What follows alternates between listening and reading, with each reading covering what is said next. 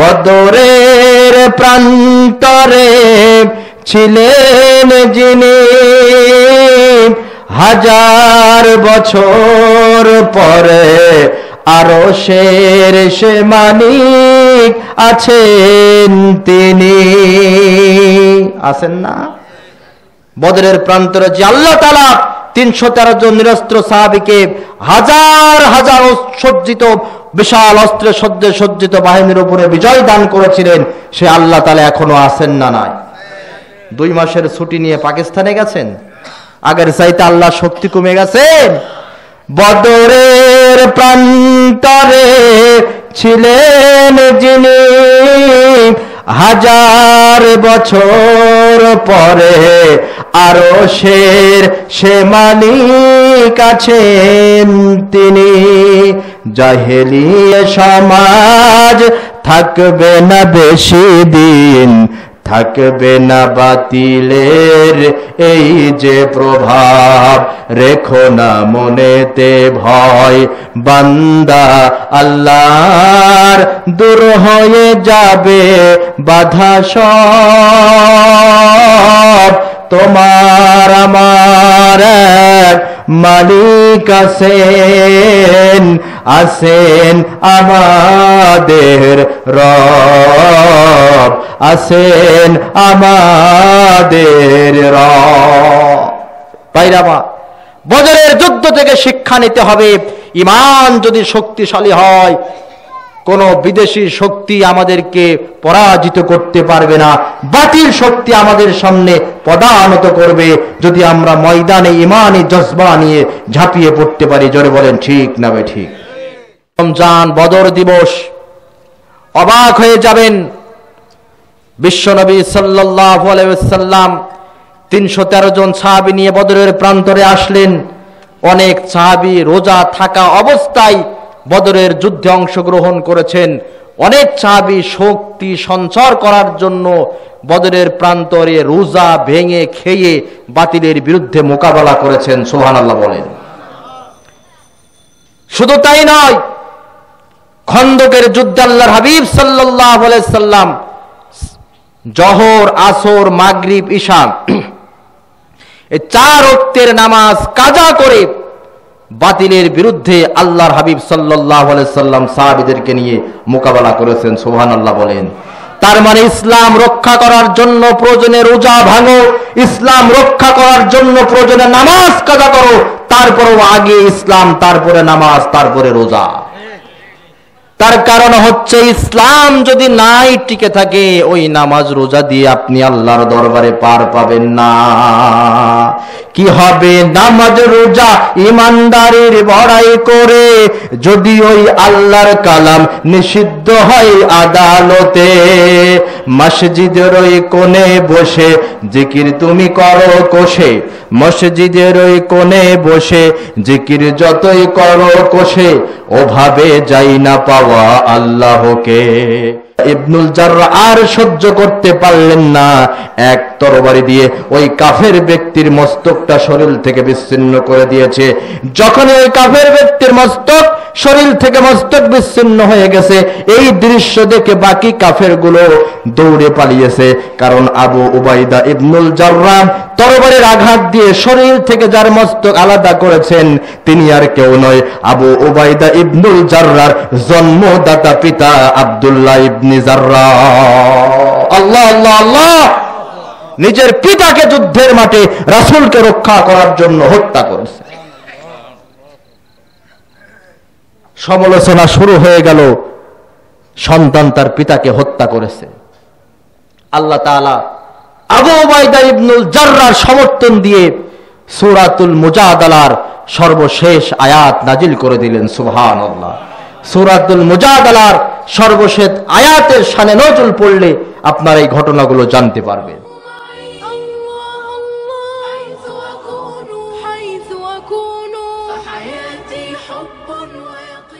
বদর যুদ্ধ সংগঠিত হয় 17ই রমজান,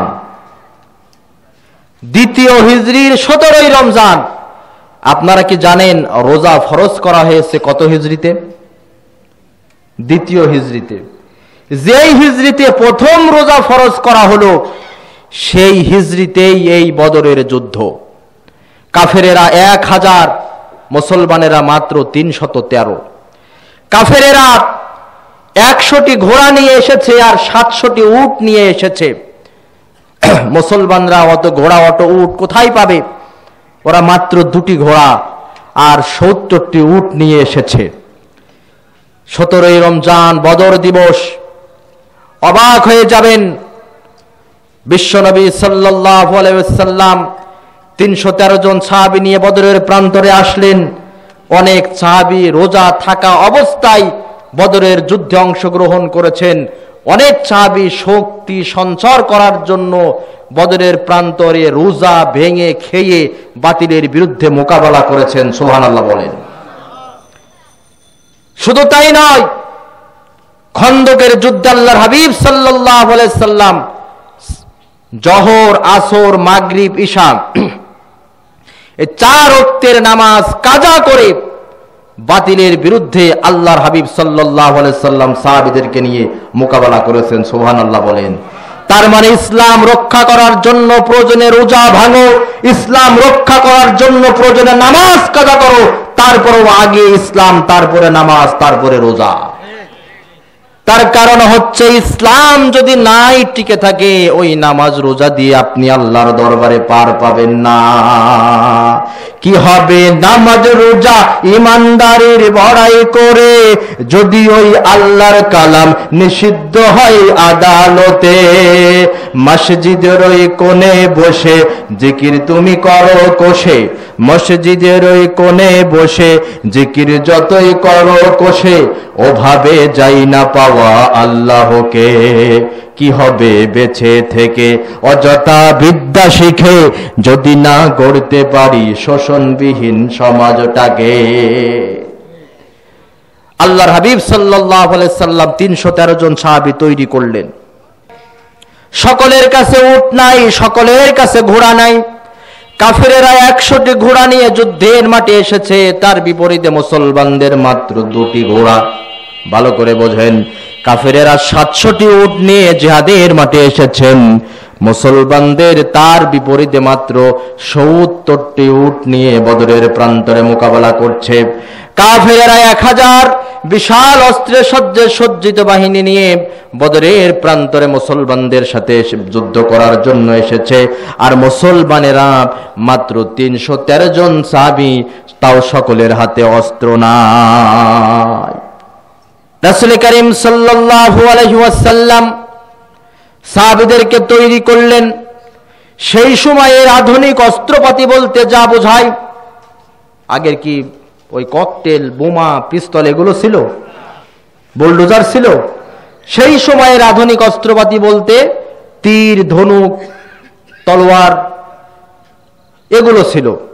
সেই সময়ের আধুনিক অস্ত্রপাতি কাফেররা যা ব্যবহার করেছে, আল্লাহর হাবিবও সাধ্যমতো আধুনিক অস্ত্রপাতি বদরের প্রান্তরে ব্যবহার করেছেন। ব্যবহার করার পরে যুদ্ধের মাঠে সাহাবীদেরকে পাঠিয়ে দিয়ে বিশ্বনবী সাল্লাল্লাহু আলাইহি সাল্লাম আল্লাহর কাছে 2 হাত তুলে দোয়া করতেছেন। সুবহানাল্লাহ। আল্লাহর হাবিব কোন নামাজের পরে 2 হাত তুলে মোনাজাত করেন নাই। কয়েকটি জায়গায় আল্লাহর হাবিব মোনাজাত করেছেন, তার ভিতরে একটা জায়গা হচ্ছে এই বদরের প্রান্তর। আবু বকর রাদিয়াল্লাহু তাআলা আনহু দেখছেন বিশ্বনবী 2 হাত তুলে আল্লাহর দরবারে মোনাজাত করতেছে। বিশ্বনবীর গায়ে ছিল সাদা চাদর, হাত তোলার কারণে চাদর পড়ে গেছে। নবীজি আমার কেঁদে কেঁদে আল্লাহর কাছে দোয়া করতেছে, রব্বুল আলামিন, মাত্র 313 নিরস্ত্র আমার সাহাবী, প্রথম যুদ্ধ, এই যুদ্ধের ময়দানে যদি আমরা পরাজিত হই, মক্কা মদিনার বুকে ইসলাম আর থাকবে না, আল্লাহ বলার মতো কোনো লোক থাকবে না।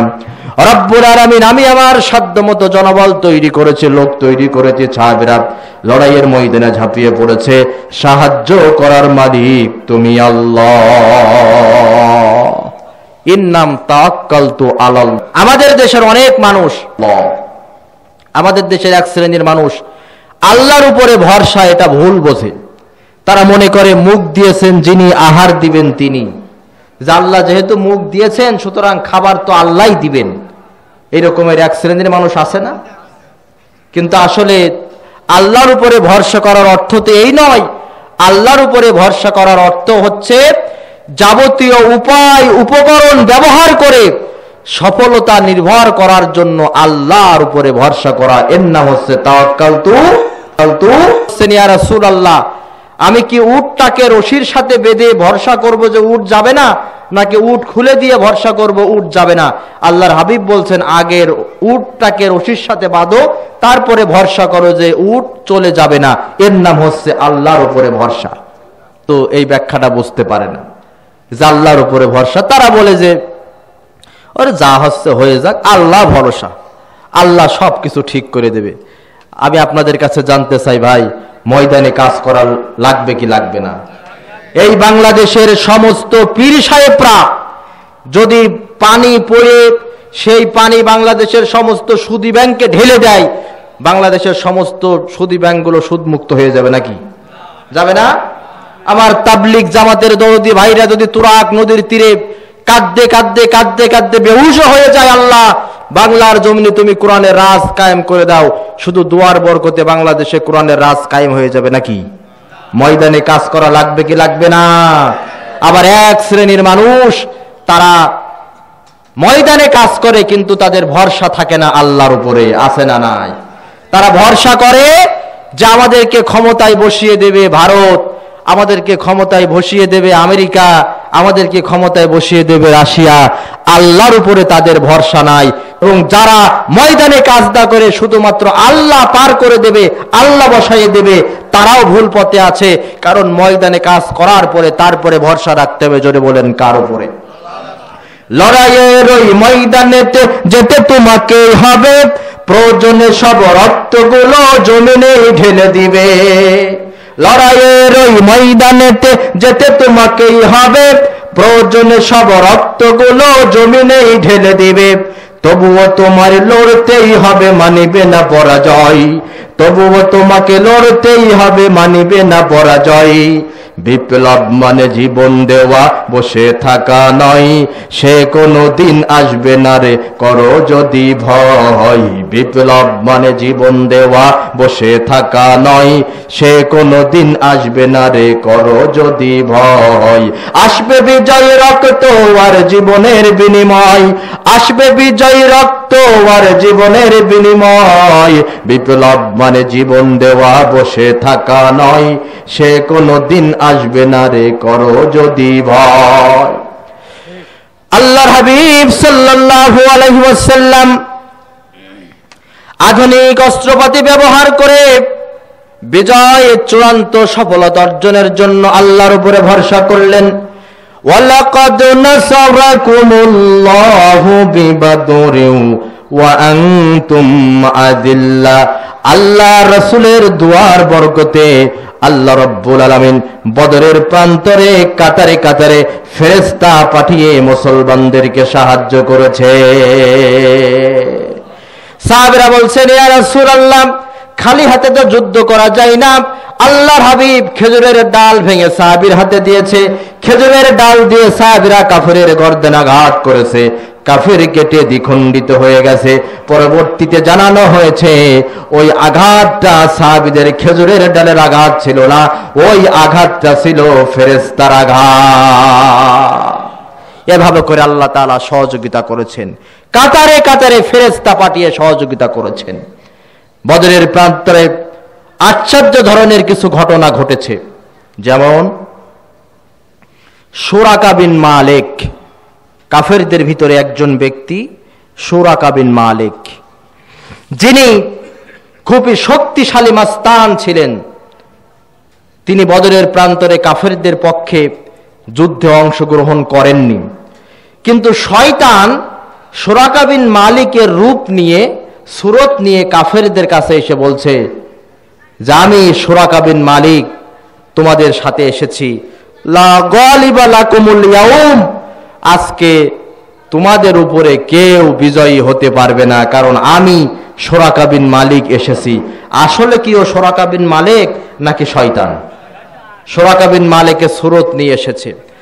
কাফেরেরাও তো বিরাট শক্তি পেয়ে গেছে। ওরে বাবা, সুরাকা বিন মালিকের মতো ধরনধর যোদ্ধা যখন আমাদের পক্ষে, এমনি মদিনার 313 জন সাহাবী, নিরস্ত্র সাহাবী, আর আমরা 1000-এর বিশাল অস্ত্রে সজ্জিত বাহিনী, আবার তার সাথে যুক্ত হয়েছে সুরাকা বিন মালিক, তা আজকে তো আমাদের বিজয় সুনিশ্চিত। আবু জেহেল বদরের প্রান্তরে যাবার পূর্বে কাবা ঘরের গিলাফ ধরে আল্লাহর কাছে দোয়া করে। আবু জেহেল আল্লাহকে মানতে আগেই বলেছি, কাবা ঘরের গিলাফ ধরে আবু জেহেল দোয়া করতেছে, রব্বুল আলামিন, এই যে আজকে বদরের প্রান্তরে যুদ্ধ হবে মুহাম্মদের বাহিনীর সাথে, আমাদের যেই দল হকপন্থী, রব্বুল আলামিন সেই দলকে তুমি বদরের প্রান্তরে বিজয় দান করবা। আওয়াজ দিয়ে বলেন তো, বিজয় দান করেছিলেন আল্লাহ কাদেরকে? তার মানে আবু জেহেল মনে করতো যে আমরাই তো হকের পথে আছি। আমাদের দেশের এক শ্রেণীর লোক এরকম আছে না, নিজেকে হকপন্থী মনে করে আজীবন গলাবাজি করে, আছে না, যে আমরা তো আগেই ভালো ছিলাম, আমাদের অপরাধটা কি?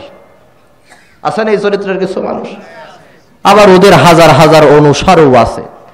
একথা মাথায় রেখেন, পৃথিবীর ইতিহাসে সব চাইতে নিকৃষ্ট স্বৈরা শাসক যিনি ছিলেন, তিনার নাম হচ্ছে ফিরাউন। এই ফিরাউনেরও হাজার হাজার লক্ষ লক্ষ অনুসারী ভক্তবৃন্দ ছিল। সেই হাজার হাজার লক্ষ লক্ষ ভক্ত অনুসারীদের নিকট ফিরাউন কিন্তু ভালোই ছিল। আপনাদের কাছে জানতে চাই, আসলে কি ফিরাউন ভালো ছিল, নাকি ফিরাউনের ভক্ত অনুসারীরা অন্ধ ছিল? এখন এই রকমের অন্ধ ভক্ত অনুসারী কিছু আছে না, যে আমাদের কি অপরাধ, আমরা তো আগেই ভালো ছিলাম, আছে না? আবু জেহেল ওই রকমের বদরের প্রান্তরে কাবা ঘরের গিলাফ ধরে বলছে, আল্লাহ যেই দল হক বদরের প্রান্তরে তুমি তাকেই বিজয় দিও। আল্লাহ তো আবু জেহেলের দোয়া কবুল করছে, হকপন্থী দলকে আল্লাহ তাআলা বিজয় দান করেছে।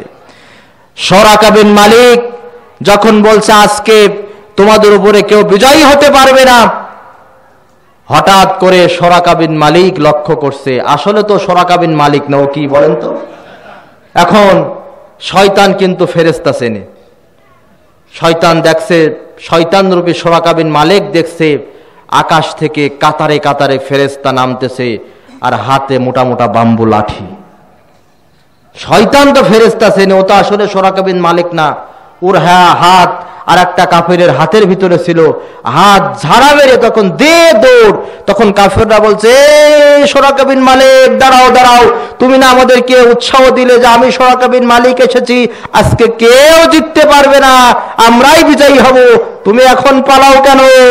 সুরাকা বিন মালিক বলছে, ইন্নী বারিয়্যুম মিনকুম, আমি যে কথা বলেছিলাম সে কথা ফিরাইয়ে নিলাম, সে কথা থেকে মুক্ত আমি। কারণ ইন্নী আরা মা লা তারাউন, আমি যা দেখি তোরা তো তা দেখিস না। ও দেখে কি? আমি যা দেখি তোরা তো তা দেখিস না। ইন্নী আখাফুল্লাহ, আমি ভয় করি আল্লাহকে। আল্লাহু শাদীদুল ইকাব, আর আল্লাহ শাস্তি, আল্লাহ ঝাড়, বলল কঠিন ঝাড়, আযাবুল বুলডোজার, আযাবুল বুলডোজার। আল্লাহ রাব্বুল আলামিন বদরের প্রান্তরে কাতারে কাতারে ফেরেশতা পাঠিয়ে মুসলমানদের সহযোগিতা করলেন।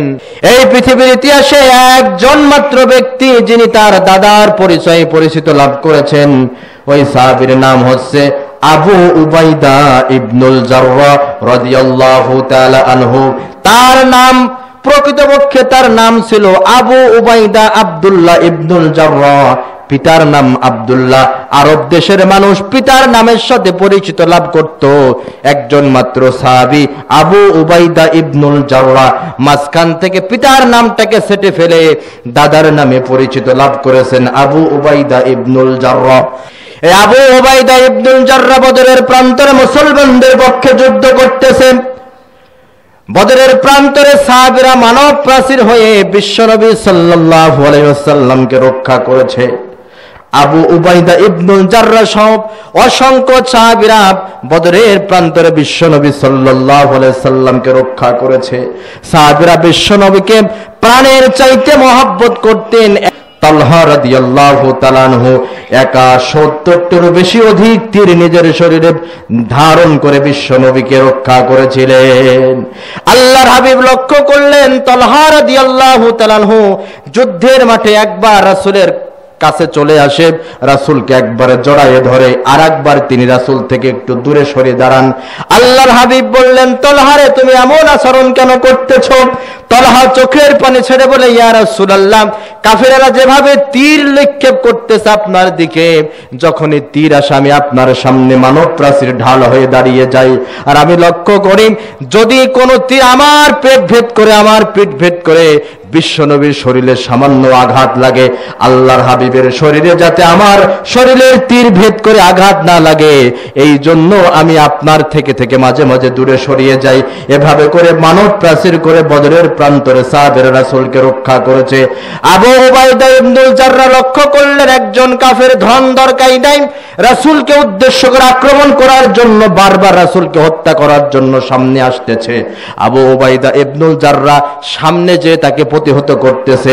আবু উবাইদা ইবনুল জাররাহকে যখন ওই কাফের ব্যক্তিটা সামনে দেখতেছে, যুদ্ধের মোড় ঘুরিয়ে অন্যদিকে চলে যায়। কয়েকবার তার সামনে আবু উবাইদা ইবনুল জাররাহ আসলেন। আবু উবাইদা ইবনুল জাররাহকে দেখে ওই কাফের ব্যক্তিটা সরে সরে যায়। হঠাৎ করে আবু উবাইদা ইবনুল জাররাহ দেখতে পারলেন দুর্ধর্ষ ভাবে ওই কাফের ব্যক্তিকে বিশ্বনবী হত্যা করার জন্য কাফের ব্যক্তি আক্রমণ করতেছে। যুদ্ধ শেষ হলো। আবু উবাইদা ইবনুল জাররাহ আর সহ্য করতে পারলেন না, এক তরবারি দিয়ে ওই কাফের ব্যক্তির মস্তকটা শরীর থেকে বিচ্ছিন্ন করে দিয়েছে। যখন ওই কাফের ব্যক্তির মস্তক শরীর থেকে মস্তক বিচ্ছিন্ন হয়ে গেছে, এই দৃশ্য দেখে বাকি কাফেরগুলো দৌড়ে পালিয়েছে। কারণ আবু উবাইদা ইবনুল জাররাহ তরবারির আঘাত দিয়ে শরীর থেকে যার মস্তক আলাদা করেছেন তিনি আর কেউ নয়, আবু উবাইদা ইবনুল জাররাহর জন্মদাতা পিতা আব্দুল্লাহ ইবনে জাররাহ। আল্লাহ আল্লাহ আল্লাহ! নিজের পিতাকে যুদ্ধের মাঠে রাসূলকে রক্ষা করার জন্য হত্যা করেছে। সমালোচনা শুরু হয়ে গেল, সন্তান তার পিতাকে হত্যা করেছে। আল্লাহ তাআলা আবু উবাইদা ইবনুল জাররাহর সমর্থন দিয়ে সূরাতুল মুজাদালার সর্বশেষ আয়াত নাজিল করে দিলেন। সুবহানাল্লাহ! সূরাতুল মুজাদালার সর্বশেষ আয়াতের শানে নজরুল পড়লে আপনারা এই ঘটনাগুলো জানতে পারবেন। মুসলমানরা শাহাদাত বরণ করলেন 14 জন। কতজন? কাফেররা বন্দী হলো 70 জন, নিহত হলো 70 জন। 70 জন বন্দীদেরকে নিয়ে আসা হলো মদিনায়। আল্লাহর হাবিব সাল্লাল্লাহু আলাইহি সাল্লাম সাহাবীদেরকে নির্দেশ দিলেন যে 70 জন কাফের বন্দী হয়ে এসেছে, তাদের সাথে উত্তম ব্যবহার করবা, উত্তম খাবার দিবা, উত্তম জায়গায় থাকতে দিবা। সাহাবীরা নিজেরা সাধারণ খেজুর খেয়েছে, আর 70 জন বন্দীদেরকে উত্তম খাবার রুটি খেতে দিয়েছে। সুবহানাল্লাহ! আর আমাদের দেশে রিমান্ডের নামে কি চলে? ইলেকট্রিক শর্ট, আয়না ঘর, 2 হাত পেছনে বেঁধে, মাথা নিচের দিকে দিয়ে, পা উপরের দিকে দিয়ে বেধম প্রহার।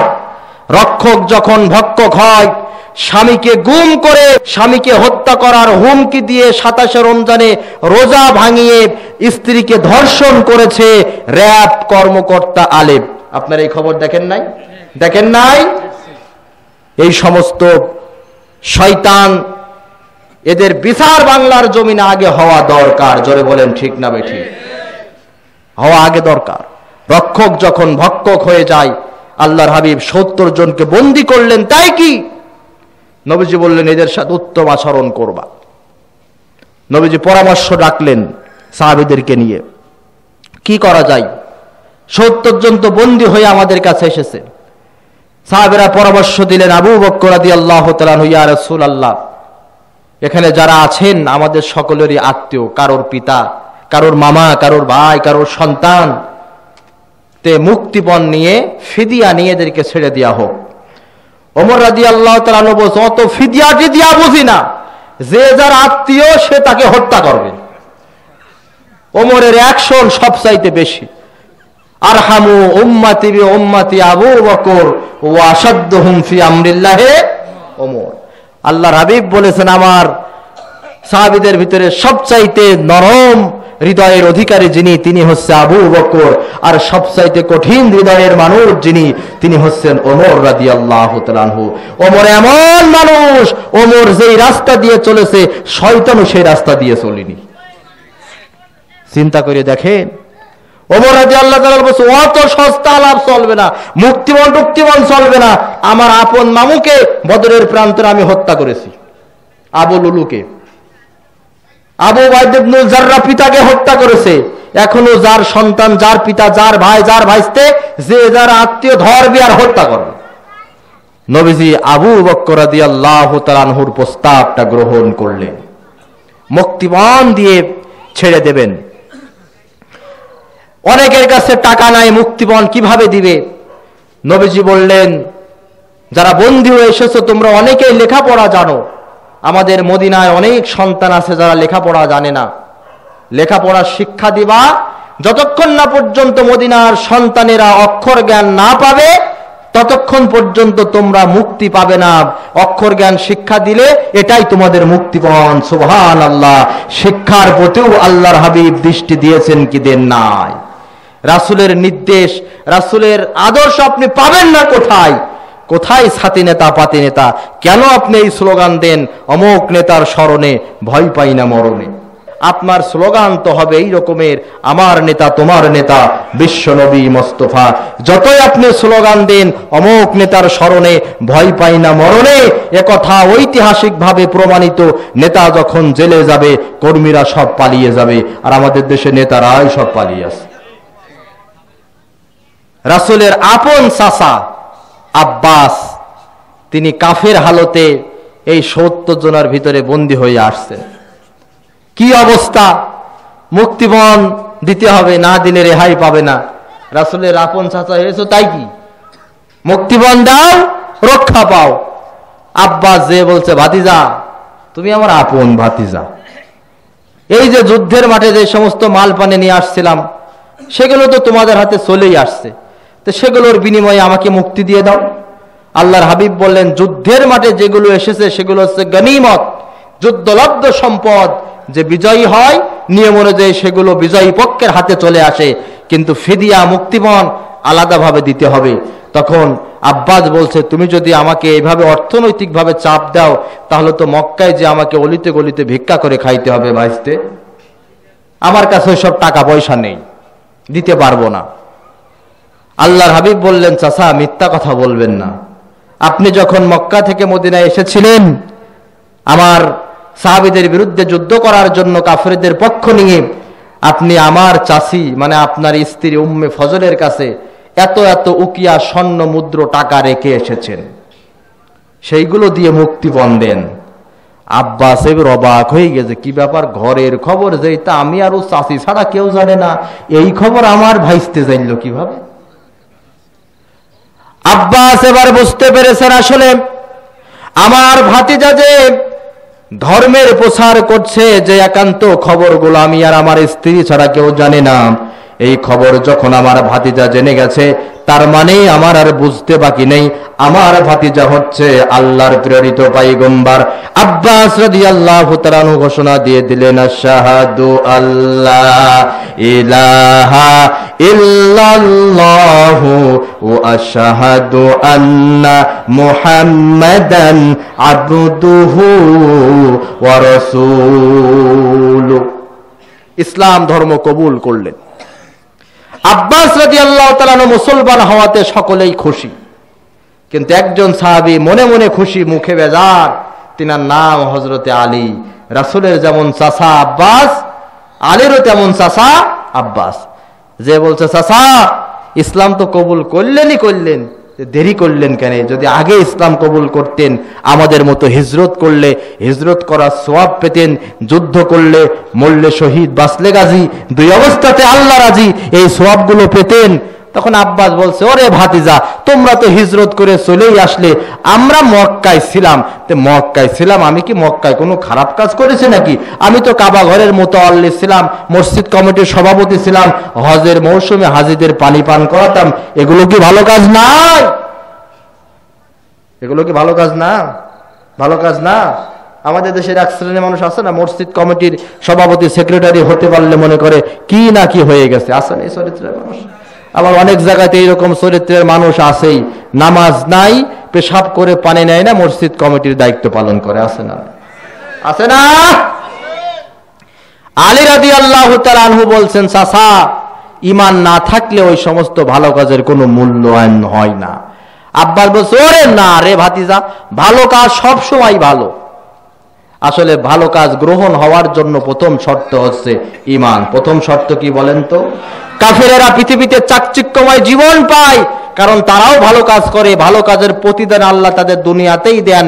ঈমান না থাকার কারণে তারা কিয়ামতের কঠিন ময়দানে কোথায় যাবে? তখন আব্বাস বলছে, চলো তোমাদের নবীর কাছে চলো, তোমাদের নবীর কাছে চলো, ভালো কাজের মূল্যায়ন সব সময় আছে রাসূলের কাছে।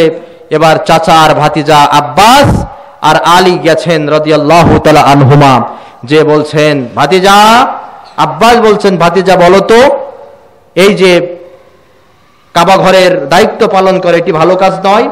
হজের মৌসুমে হাজিদের পানি পান করা ভালো কাজ নয়? আলী রাদিয়াল্লাহু তাআলা আনহু বলছেন, ইয়া রাসূলুল্লাহ, চাচা যা বলছে ইসলাম গ্রহণ করার আগের কথা বলছে। আসলে আপনি বলেন ঈমান ছাড়া এই সমস্ত কাজের কি কোনো মূল্যায়ন আছে?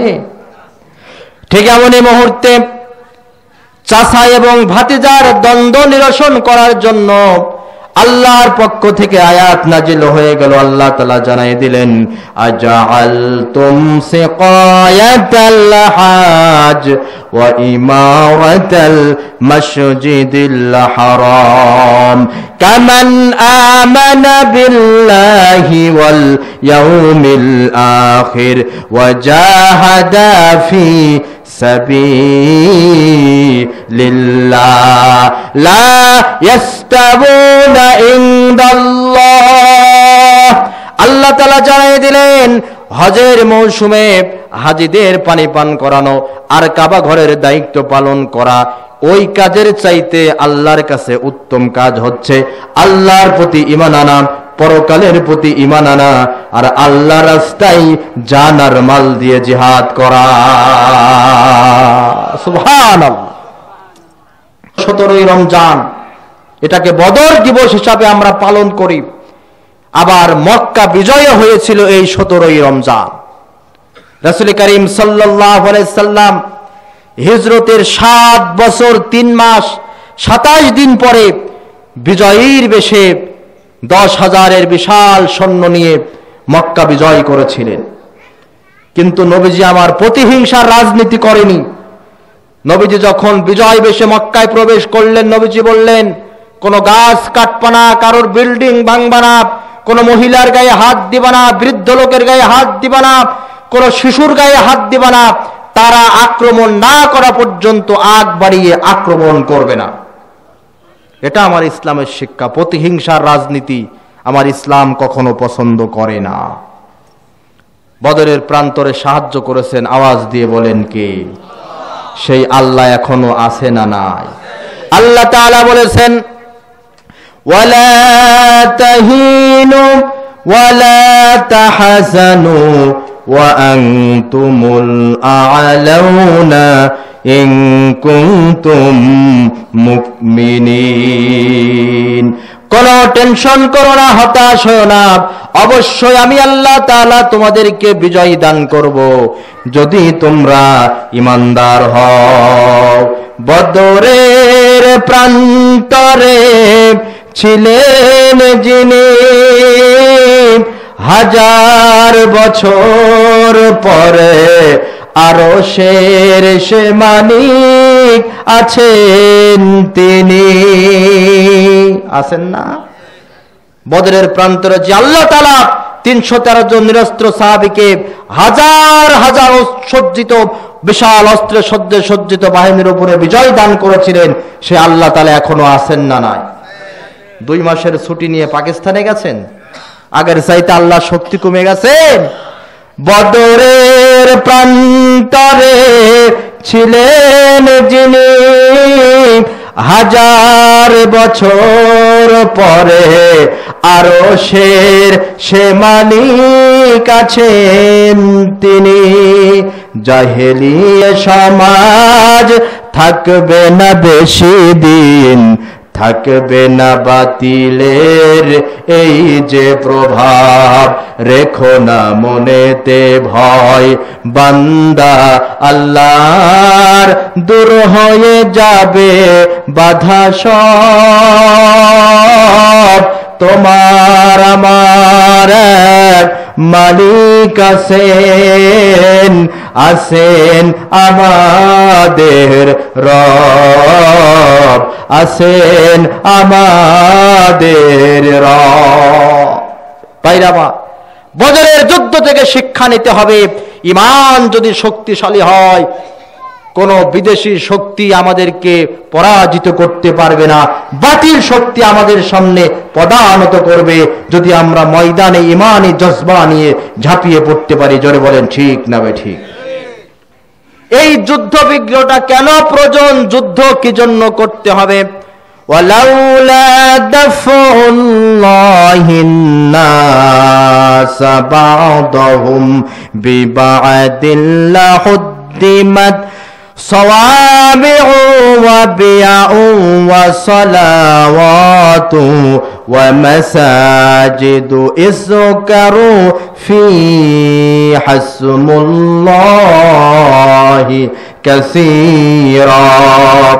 আল্লাহ তাআলা বলেন, এই পৃথিবীতে যদি এক দল আর এক দলের সাথে যুদ্ধ না করে আর এক দলকে প্রতিহিত না করত, তাহলে ধ্বংস হয়ে যেত খ্রিস্টানদের গির্জা, আশ্রম, ইহুদিদের উপাসনালয় এবং মসজিদগুলো যেখানে আল্লাহর নাম স্মরণ করা হয়।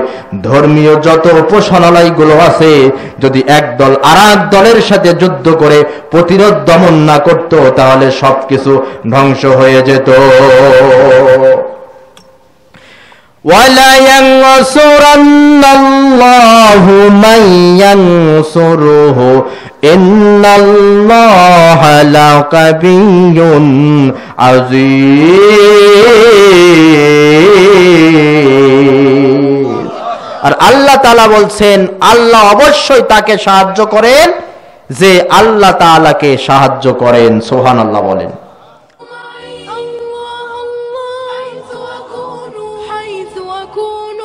حياتي حب